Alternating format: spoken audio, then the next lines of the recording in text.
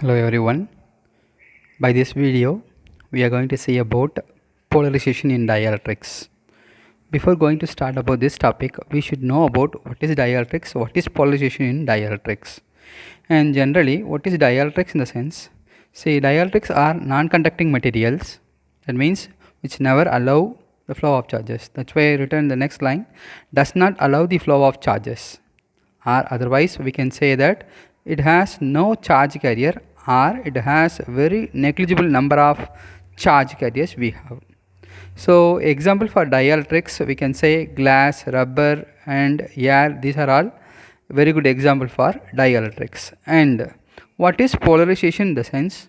The process of producing induced dipole moment in a dielectric. As we know, dipole moment is the product of charge into perpendicular distance between these two charges. So similarly, what we are going to do in the sense, in insulator we are going to producing induced dipole moment, therefore it produces polarization. So simply we can say the process of producing induced dipole moment in a dielectric, that is called polarization in dielectrics. And next thing, we are going to move on the difference between the polarization in a conductor and the polarization in the dielectrics. So here I made a table column. So the polarization in conductor is in the left side column and polarization in dielectric is in the right side column. So now what we are going to do in the sense, let's take on conductor, and that conductor we are applying the electric field. So this one is applied electric field. So here this side we will have negative charges and this side we will have positive charges. So what will happen when the polarization takes place in conductor in the sense, applied field is in the direction, whereas these charges induce the dipole moment in the just opposite direction to the applied field. So in that diagram I mentioned very clearly, the applied field and this induced electric field both are equal, but they are in opposite direction.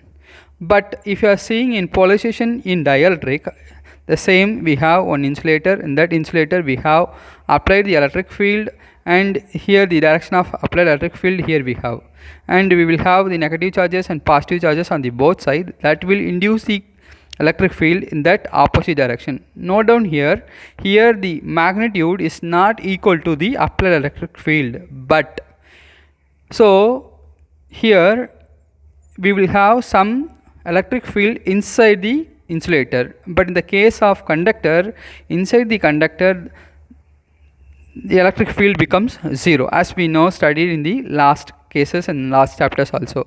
But in polarization in dielectrics, here inside we have some electric field present because of the applied field and induced current both are not equal, they are unequal in size, but they are acting in the opposite directions. And this field only I have explained in sentence. By the way, I have explained by sentence. Here the net field inside the conductor is 0 because of applied field plus bracket minus of induced field. So here it will cancel equal because this applied field and induced electric field both are equal and in opposite direction.